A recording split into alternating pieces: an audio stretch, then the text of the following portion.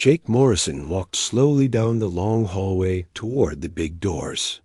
His black uniform was clean and pressed, but his hands were shaking a little.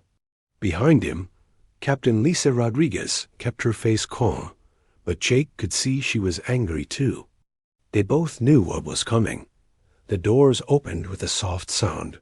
The room beyond was huge, bigger than a football field. Strange lights moved along the walls in patterns that hurt to look at. Hundreds of alien beings sat in circles around the center of the room. Some looked like giant birds with silver feathers. Others were made of what looked like living crystal that sang when they moved. The strangest ones had skin that glowed with different colors. Showing their feelings at the very center sat High Counselor Dex Ara. She was tall and thin, with 6 eyes that never seemed to blink at the same time. Her skin was pale blue, and she wore robes that seemed to move by themselves. When she looked at Jake, all 6 eyes focused on him like he was something dirty she had found on her shoe. Jake had been Earth's voice to the galaxy for 3 years. He had made friends with some of these aliens.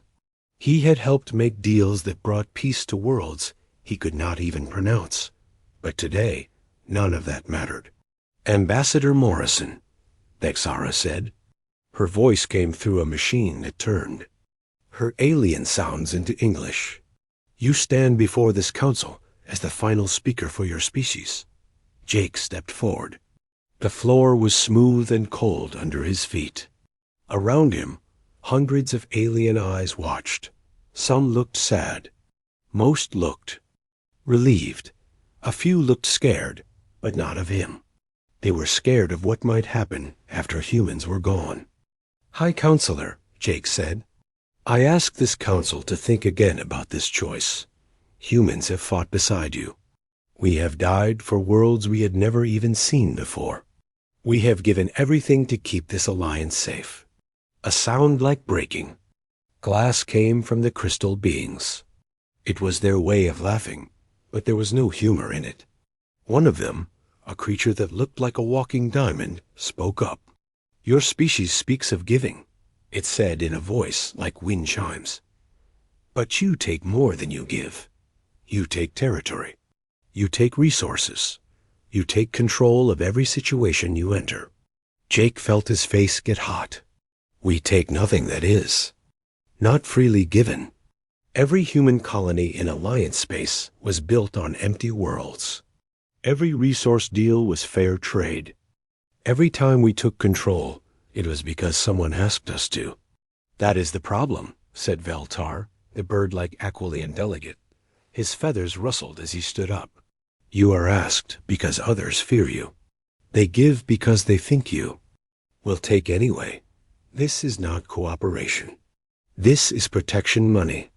Lisa stepped forward, but Jake held up his hand to stop her. He knew she wanted to speak, but this was his job. He had to try one more time to make them understand. Look at the facts, Jake said, his voice getting louder. Before humans joined this alliance, how many wars were there? How many times did pirates attack your trade ships? How many worlds were lost to raiders from outside the galaxy? There were problems, admitted Counselor Zixara, whose people looked like walking plants. But we solved them with words, not weapons. You solved nothing, Jake shot back. You talked while people died. You held meetings while entire civilizations were wiped out. The Kelani Empire destroyed 12 worlds before we stopped them. The Blood Fleet killed millions before we hunted them down. The Void Cult almost summoned something that would have eaten this entire section of space. And in stopping them, you became like them, Exara said coldly. You built weapons that could crack planets. You created soldiers who feel no fear. You turned space into a battlefield. Jake looked around the room. He saw fear in many of the alien faces. But it was not fear of outside enemies. It was fear of the humans who had protected them for so long. We built those weapons so you would never need them, he said quietly. We became soldiers so you could remain peaceful. Every human who died and your wars died so that your children could grow up safe. But at what cost? Asked another delegate. This one looked like a floating jellyfish made of light. Your entertainment is full of violence. Your children play war games. Your heroes are all killers. Even your peaceful activities are competitions where someone must lose. Jake opened his mouth to argue, but stopped. How could he explain that competition made humans stronger? How could he make them understand that their war games taught lessons about working together and never giving up? How could he tell them that sometimes someone had to be willing to lose everything so that others could win? We are not like you, he said finally. We never claimed to be, but that difference is what kept you alive. Dexara stood up. All around the room, other aliens stood too. It was like a wave moving outward from the center. The vote has already been taken, she announced, by a count of 437 to 12, with 15 abstentions. This council has decided that humanity poses too great a risk to continue as members of this alliance. Jake felt like someone had hit him in the stomach. He had known this was coming, but hearing it still hurt. You have 30 standard days to remove all human presence from Alliance space, Nexara continued. All trade agreements are ended. All defense contracts are void. All diplomatic relations are cut. Humanity will return to its own system and stay there. You're making a mistake, Jake said. His voice was calm, but inside he was screaming. There are things out there in the dark that you don't know about. Enemies that we've kept away from you. Without us, ... Without you, we will find peace again. Valtar interrupted. True peace. Not the peace that comes from fear, but the peace that comes from understanding. Jake looked at Lisa. She nodded slightly. There was nothing more to say. Then we will go, Jake said. But remember this day. Remember what you chose. And when the dark comes for you, remember that you sent away the only ones willing to stand in its path. He turned and walked toward the doors. Lisa followed him. Behind them, the alien delegates began to talk excitedly. They sounded happy, like children who had just gotten rid of a strict teacher. The doors closed behind them with a final sound in the hallway. Lisa finally spoke. They have no idea what they just did. Jake nodded. They think we were the monsters. They're about to learn what real monsters look like. How long do you think they have? Jake thought about the reports that came from the edge of known space. Strange ships, missing colonies, signals that cut off in the middle of distress calls. Things that the Alliance had never seen because humans had always stopped them first. 2 years, he said. Maybe 3 if they're lucky. They walked down the long hallway together. Behind them, the alien delegates celebrated their victory. Ahead of them lay the transport that would take them home to a humanity that was about to stand alone against the galaxy. Neither of them looked back. Commander Alex Harper stood at the big window looking out at space. Below him, the planet New Terra spun slowly. Cities glowed like jewels across the dark side of the world. Ships moved between the planet and the space stations like busy ants. It had been 5 years since the aliens kicked humanity out of their alliance. 5 years of being alone in the galaxy. But humans had not given up. They had not crawled into a corner to die. Instead, they had built something amazing. Sir, said Dr. Rachel Kim as she walked up behind him. She carried a tablet that showed numbers and charts. The factories are making 12% more stuff than last month. All our closed systems are working better than we ever thought they could. Alex smiled, but it was not a happy smile. Funny how much we can do when we stop trying to make everyone else happy. Rachel nodded. When the aliens cut off all trade, humans had to learn to make everything themselves. They could not buy alien technology anymore. They could not trade for rare metals from distant worlds. They had to figure out everything from scratch and they had done more than just figure it out. They had made it better. The new human ships were faster than anything the aliens had ever built. The quantum drives could push a ship across the galaxy in days instead of months. Human factories could make more goods with less waste. Human farms could grow food on worlds that aliens said were too harsh for life. Any word from the listening posts? Alex asked. Rachel's face got serious. That's why I came to find you. Ben has something you need to see. They walked through the corridors of the space station. Everything was clean and new. The walls showed pictures of Earth and the human colonies. Children's artwork hung next to technical drawings of new ships. It felt like home in a way the alien stations never had. Communications Officer Ben Torres looked up when they entered his room. His desk was covered with screens showing star maps and data streams.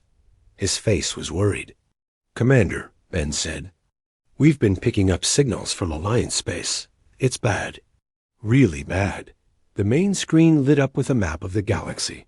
Red dots showed where battles had happened. Yellow areas showed worlds that had gone silent. There were too many of both. The hegemony? Alex asked. Ben nodded. They came out of the outer rim 6 months ago. Hit the border worlds first. The Alliance tried to negotiate with them. How did that work out?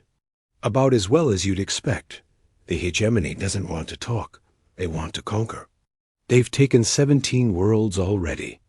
Alex studied the map. The red dots made a clear pattern. The enemy was not just attacking random targets. They were going after important worlds. Planets with big populations. Systems with valuable resources. Places that would hurt the Alliance the most. What about the Alliance fleets? He asked. Ben pulled up another screen. This one showed ship movements and battle reports. Gone. The Zephyrian Third Fleet was destroyed at Kilos Prime. The Vorthan crystal ships tried to make a stand at their home system. The enemy broke through in 6 hours. Rachel looked at the numbers. How is that possible? The Alliance had thousands of ships. They had thousands of police ships, Alex said quietly. Not warships. When humans were in the Alliance, we handled all the real fighting. The other species got used to having us do the hard work. Ben brought up more data. It gets worse. The Alliance is trying to organize a defense, but they can't agree on anything.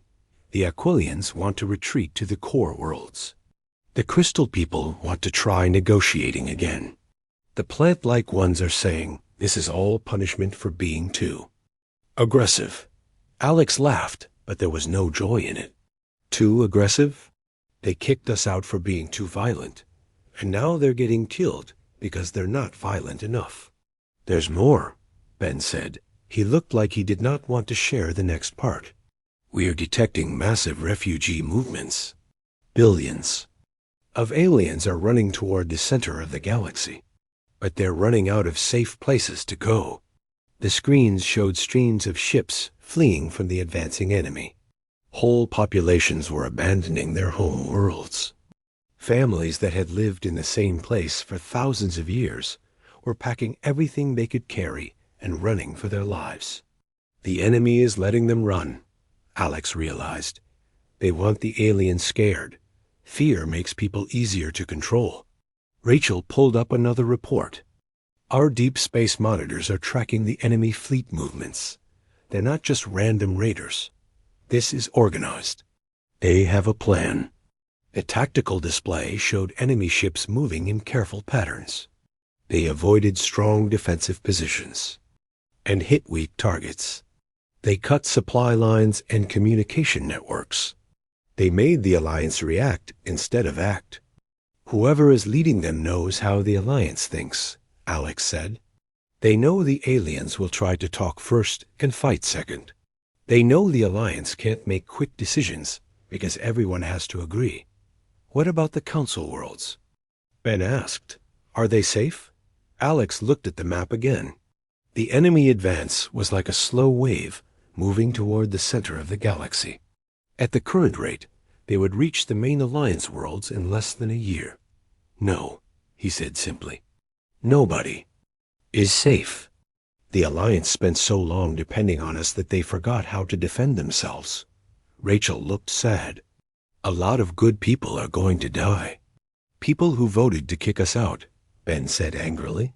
People who called us monsters and warmongers. Why should we care what happens to them?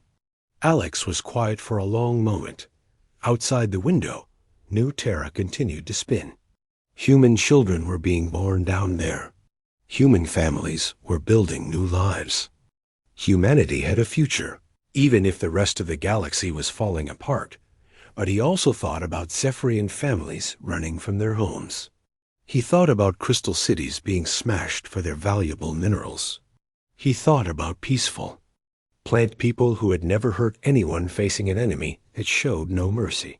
Because that's who we are, he said finally. We don't help people because they deserve it. We help them because they need it.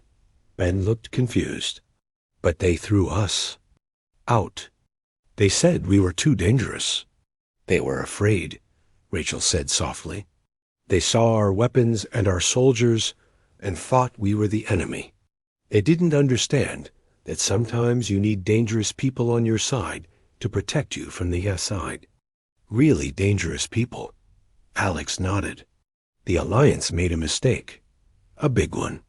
But that doesn't mean we should let billions of innocent people die because their leaders were foolish. So what do we do? Ben asked. Alex looked at the tactical displays one more time. The enemy was strong, but they had weaknesses. They were far from home. Their supply lines were stretched thin. They were used to fighting weak opponents who gave up easily. They had never fought humans. We watch, Alex said.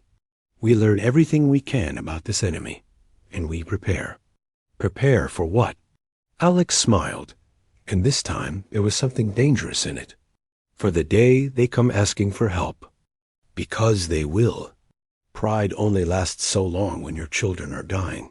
And if they don't ask, then we'll have to decide how much we're willing to watch the galaxy burn.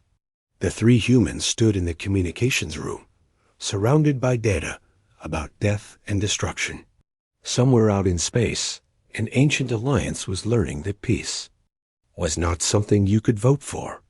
It was something you had to fight for, and the only people who knew how to fight were the ones they had sent away. Captain Steve Walsh woke up to the sound of alarms. His ship, the Meridian, was deep in empty space between the stars. They were supposed to be safe out here. Nothing should be able to find them. Captain, to the bridge, came the voice over the ship's speakers. We have an urgent message coming in. Steve pulled on his uniform and ran to the control room. His crew was already there, looking at their screens with confused faces. Lieutenant Amy Chun turned around when he walked in. Sir, we're getting a transmission on the old Alliance emergency channel. It's encrypted with codes that are 5 years old. Steve felt his heart beat faster. Nobody had used those codes since humanity was kicked out of the Alliance. Put it through to my ready room. Maximum security. He walked into his private office and closed the door. The hologram projector hummed to life. Slowly, a figure appeared in the blue light. Steve almost did not recognize her. High Counselor Vex Aura looked terrible. Her blue skin was pale and dirty. Her fancy robes were torn and stained with something dark. Her 6 eyes were red and tired. Behind her, Steve could see what used to be the Grand Council chamber. Now the walls were black with burn marks. Emergency lights flashed red and yellow. Pieces of broken ceiling lay on the floor. To the government of humanity, she began. Her voice shook as she spoke. I am High Counselor Vex Aura of the Galactic Council. I speak to you not as your better, but as someone whose people are about to die. Steve leaned forward in his chair. He had been at the trial 5 years ago. He had watched this proud alien woman call humans monsters, and throw them out of the alliance. Now she looked like a beggar asking for help. The hegemony has taken 47 of our worlds, Vexara continued. Our fleets are gone. Our armies are scattered. Our people are running with nowhere left to run. A loud explosion shook the room behind her. Dust fell from the ceiling. Vexara looked over her shoulder with fear in all 6 eyes, then turned back to the camera. We have maybe 6 months before they reach the core worlds. 6 months before everything our peoples built over thousands of years is destroyed forever. Her voice broke. Steve had never seen an alien cry before. He was not sure if that was what she was doing now, but something wet was running down her face. We were wrong about humanity, she said. We see that now. We thought your weapons made you dangerous. We thought your soldiers made you violent. We thought your willingness to fight made you enemies of peace. She took a shaky breath. But we understand now. You were not threats to our peace. You were the guardians of our peace. We took away our shield and called ourselves wise. Another explosion, closer this time. Voices shouted in the background. Someone was fighting very close to the council chamber. We formally ask for help from the Human Federation. We offer full membership in the Alliance again. We offer complete trade agreements. We offer. Her voice caught. And we offer formal recognition of humanity's role as protector of Alliance. Space. The transmission started to break up. XRS image flickered in and out. Please, she said, and the word sounded strange in her alien voice. We know we have no right to ask. We know we treated you badly. But our children are dying. Our worlds are burning. If there is any mercy left in the human heart, please help us. The image disappeared. Steve sat alone in his office, staring at the empty air where the hologram had been. He pressed the button to call his communications officer. Chun, get me a direct line to Earth Command. Priority Alpha. Sir, that will take 6 hours to get through all the security checks. Then start now and prepare a full copy of that transmission. They need to see this. Word of the message spread through the human colonies like wildfire. Within hours, emergency meetings were happening on every major world. The news channels could talk about nothing else. The aliens who had thrown humanity out were begging for help. President Monica Davis called together all the important leaders. The meeting room in the Capitol building on Earth was packed. Military officers sat next to scientists. Colonial governors sat next to business leaders. Everyone wanted to have their say. Admiral Greg Thompson spoke first. He was old and scarred from battles the Alliance had already forgotten. They threw us away like garbage, he said, his voice full of anger. They called us monsters and told us to get out. Now they want us to come running back to save them? Let them burn. 6 billion Zephyrians live on the homeworld, said Dr. Patricia Lee from the Humanitarian Council. They didn't vote to kick us out. Their leaders did. Do we let innocent people die because of what their government decided? What about our people? Asked Governor Tony Martinez from the Mars colony. We've spent 5 years building new lives, new homes, new futures. Why should we risk human lives for aliens who hate us? They don't all hate us, said Admiral Kate Foster. She was younger than Thompson, but she had commanded human fleets in the border wars before the exile. I got messages from some of my old contacts in the Alliance military. A lot of them never wanted us to leave. They knew what would happen. President Davis listened to hours of argument.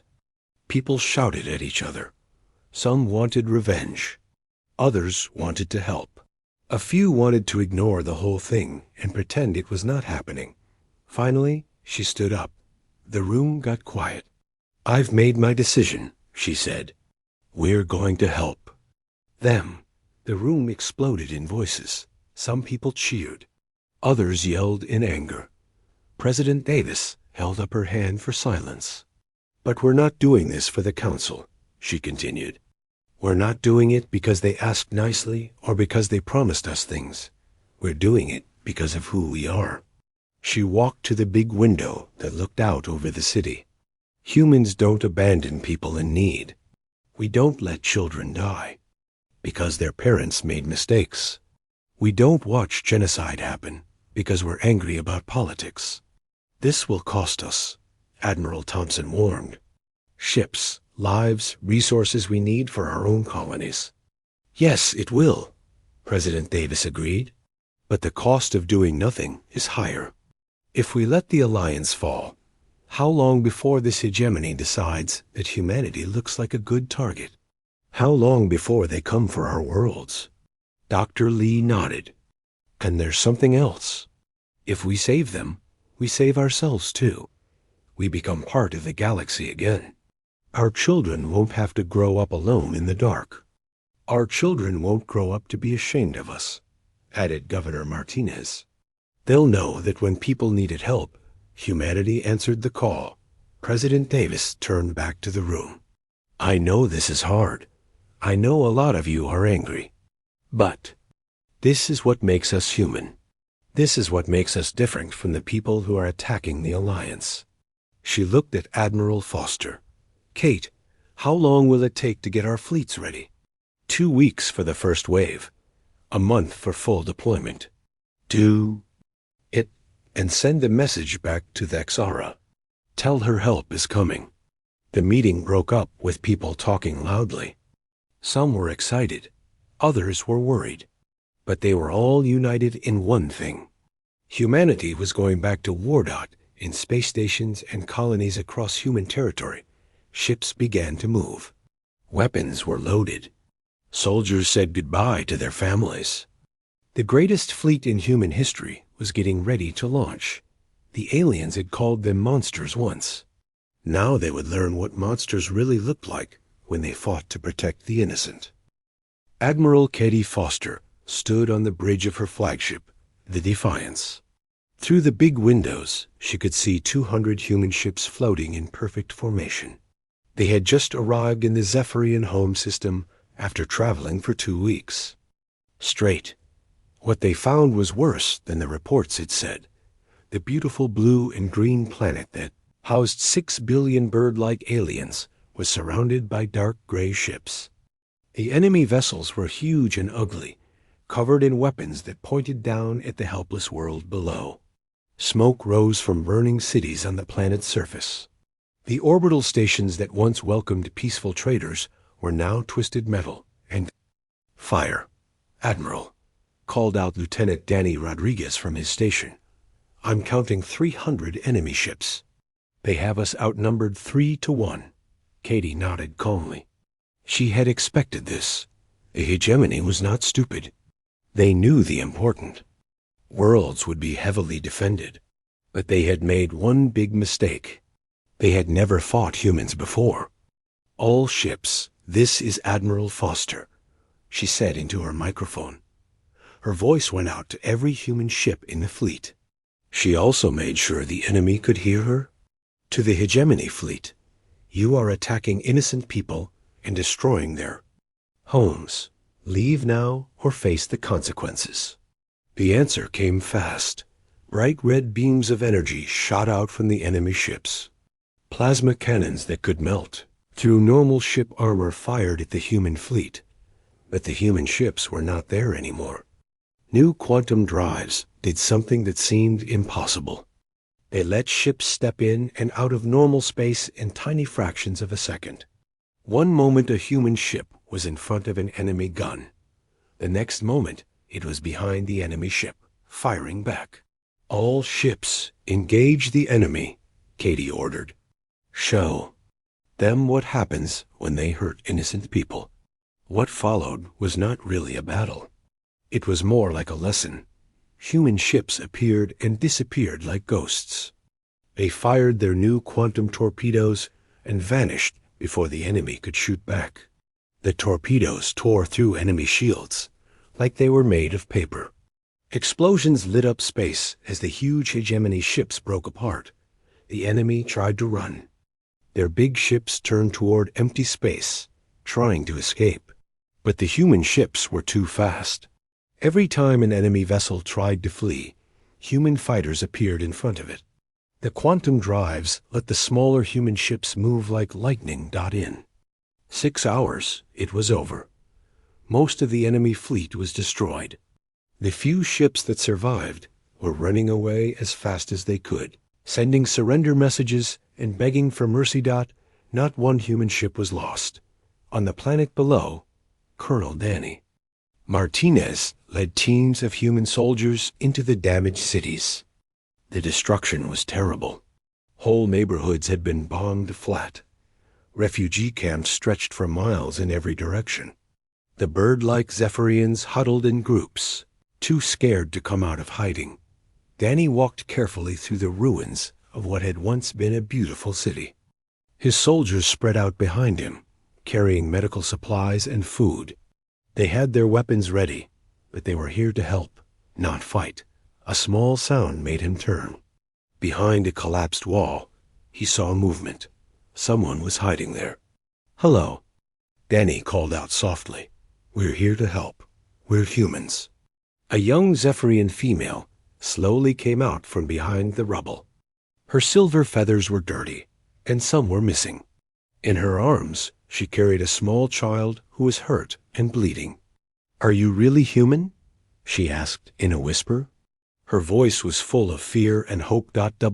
"Yes, ma'am," Danny said gently. He activated his medical scanner and pointed it at the injured child. "We're here to help you and your family." The female Zephyrian looked at him with her large golden eyes. Tears started running down her feathered face. "They told us humans were monsters," she said.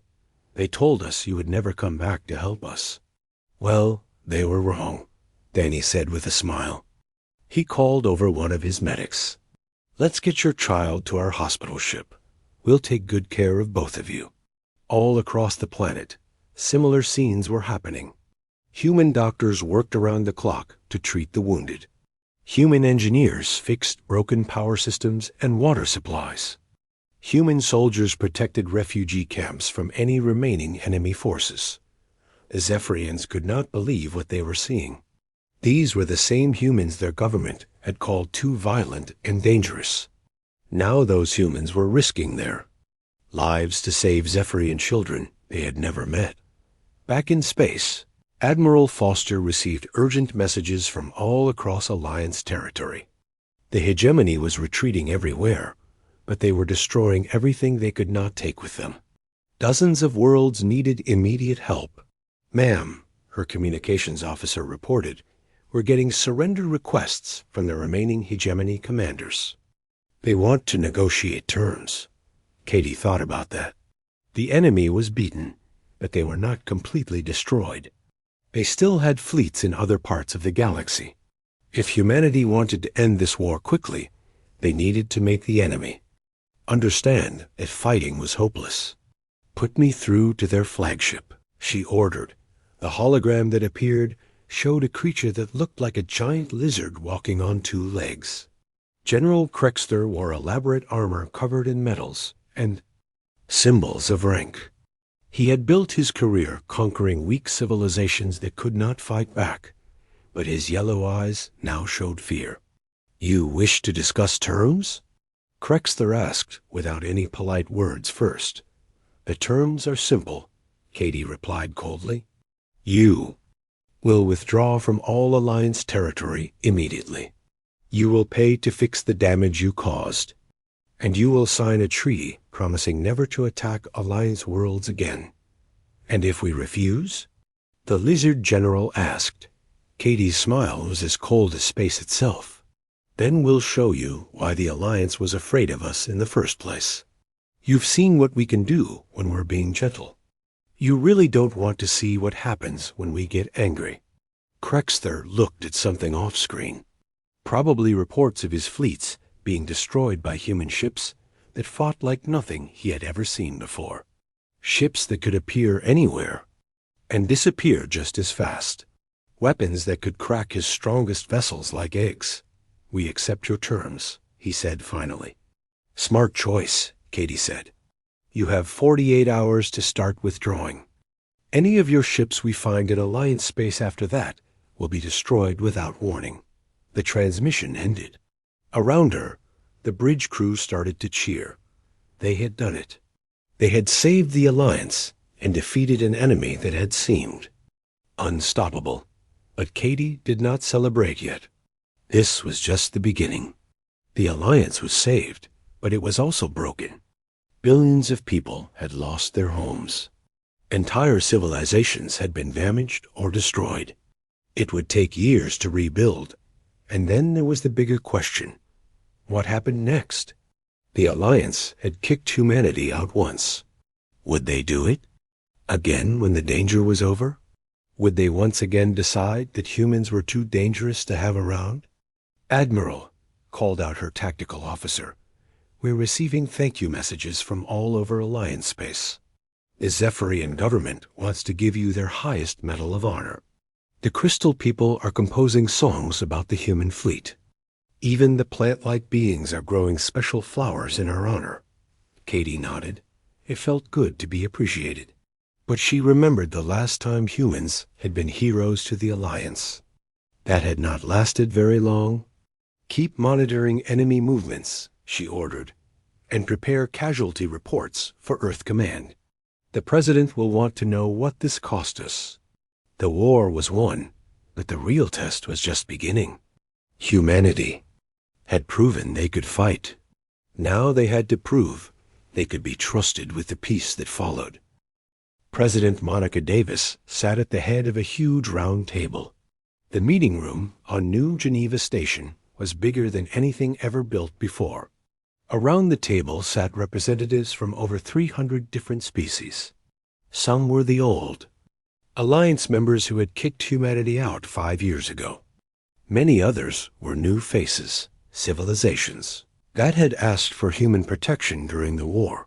The station itself was a symbol of the new galaxy. Built by human engineers, but designed by artists from dozens of different worlds, it floated in space, between Earth and the Alliance core worlds. It was neutral ground where all species could meet as equals. 1 year had passed since the hegemony surrender. 1 year of rebuilding, of healing, and of difficult conversations about the future. Counselor Thexara stood up to speak. She looked much better than she had in her desperate message a year ago. Her blue skin was healthy again. Her robes were clean and beautiful. But there were new lines around her 6 eyes that had not been there before.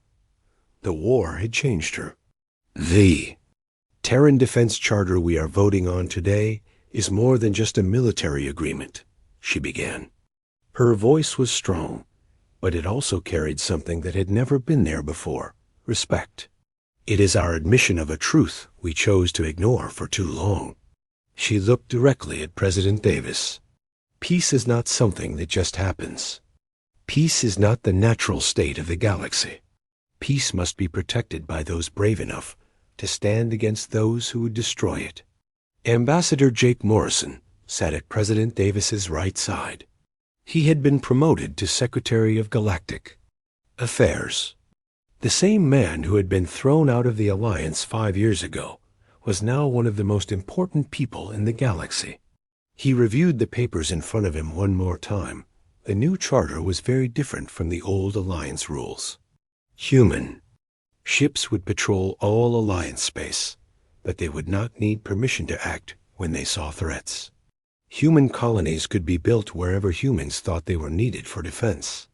Most importantly, humanity would have equal say in all major decisions. Never again would they be junior partners in their own alliance. "The numbers speak for themselves," said Dr. Rachel Kim, now director of the Galactic Recovery Initiative. She stood up and activated a holographic display.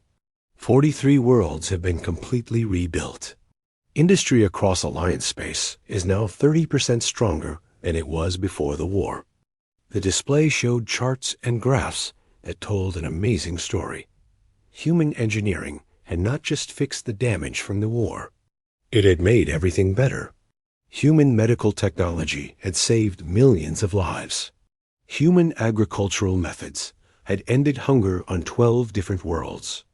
Human manufacturing techniques had brought wealth to species that had been poor for centuries. But the most important changes were not shown in charts and graphs.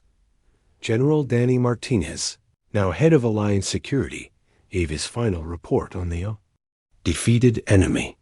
The last hegemony resistance groups have been eliminated. General Krexter remains in prison, awaiting trial for war crimes.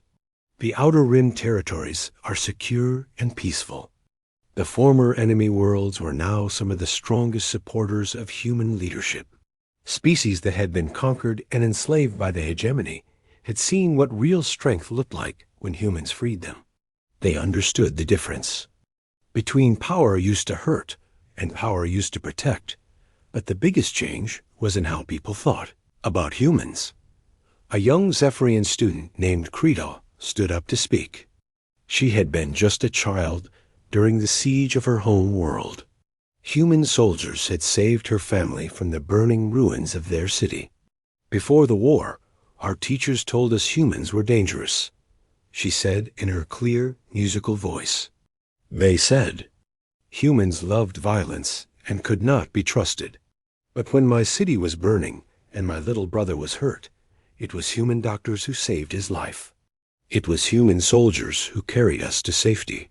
She looked around the room at all the different alien faces. Now our teachers tell us different stories. They tell us about brave humans who travel across the galaxy to protect people they have never met. They tell us about human values like courage and sacrifice and never giving up. An old Vorthan crystal being chimed in harmony. Our children asked to attend human schools. They want to learn what humans call the warrior's code. The idea that true strength means protecting those who are weaker than yourself. President Davis smiled. When humanity had been exiled, many humans had been bitter and angry. They had wanted revenge against the species that had thrown them out. But this was better than revenge. This was vindication. A Aquilian delegate spread his silver wings. The philosophical impact cannot be measured in numbers. Human ideas about honor, duty, and sacrifice have begun to change how we all think about our responsibilities to each other. The formal voting began. One by one, each species cast their vote on the new charter. The results were never in doubt. Even species that had once feared human power now understood that they needed it. When the voting was finished, President Davis stood up. Through the big windows of the station, Earth could be seen in the distance. Blue and beautiful, no longer. Isolated, but now the acknowledged heart of a vast community of worlds. 5 years ago, you called us monsters, she said quietly. You said we were too violent, too dangerous for civilized society. You threw us out because you were afraid of what we might do. She paused, looking around the room at all the alien faces. Some looked ashamed. Others looked grateful. All of them looked relieved. You were right to be afraid, she continued. But you were afraid of the wrong thing. You should have been afraid of what would happen without us. Admiral Katie Foster, now Supreme Commander of Alliance Forces, joined the conversation. The galaxy learned an important lesson. Peace is not free. Someone has to be willing to pay the price for it.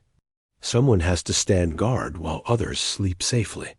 Dr. Kim added, the Zephyrian children I treated during the siege have grown up. They call human soldiers Sky Guardians now.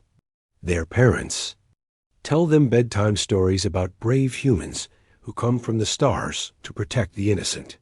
President Davis walked to the big window. Behind her, representatives from hundreds of worlds talked excitedly about the future. Trade agreements were being planned. Research partnerships were being formed. Cultural exchange programs were being organized. From monsters to guardians in 5 years, she said to Jake Morrison. Not bad for a species that was supposedly too violent for civilized society. Jake joined her at the window. They learned something important. They thought they were protecting their civilization by getting rid of us. Instead, they almost destroyed it. Sometimes the very things that make someone seem dangerous are the same things that make them necessary. Do you think it will last? This time? Admiral Foster asked. Or will they forget again when the next generation grows up in peace? President Davis considered the question. Below them, Earth turned slowly in space. On its surface, children were being born who would grow up knowing that their parents protected the galaxy. They would inherit not just the responsibility of being guardians, but the honor that came with it. Maybe they'll forget, she said, but we won't. And as long as humans remember who we are and what we stand for, the galaxy will be safe. The meeting was ending. Representatives were shaking hands and tentacles, and whatever their species used for greetings. Agreements were being signed. The future was being planned. Humanity had been driven away as monsters and returned as heroes. But more importantly, they had proven that true strength was not about conquering others. It was about being willing to stand between the innocent and the darkness. The galaxy was safe, and it would stay safe as long as humans were willing to bear the weight of its protection.